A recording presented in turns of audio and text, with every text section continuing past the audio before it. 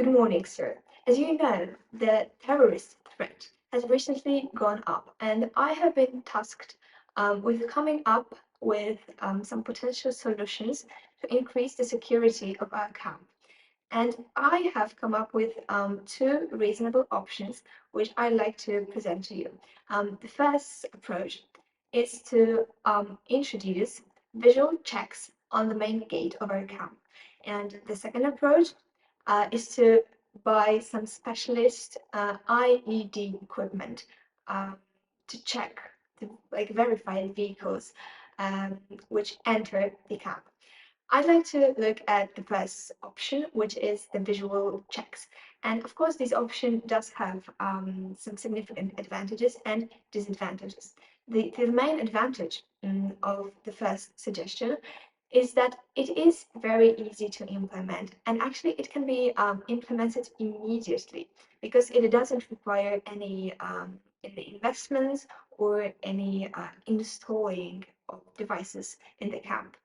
Now, this option does have another advantage, which is the fact that checking every vehicle for some potentially, dangerous equipment, dangerous devices, might serve as a visual deterrent to anyone who might be looking at the camp from the outside. So, if there were any people planning an attack or our unit and our camp from the outside, they would see that we do perform the visual checks, and that could actually scare them.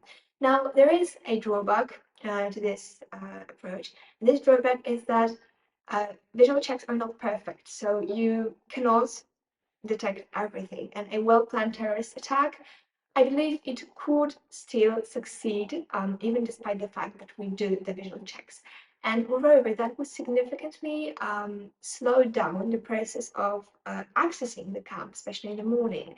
When people come to work, the vehicles try to get into the camp, and if everyone was to be checked, then it would pose a significant problem, I think, to like the whole community. So that leaves us with the second option, which is the purchase of some electronic equipment, the IED. And the drawback to this method is that it is expensive. It requires us to invest some amounts of money. Yet the good side of this approach is that it gives us the possibility to check every vehicle, very, very well. And there is a little possibility, like the possibility is very small that we would, miss something, and that any dangerous weapons or devices would get into the camp.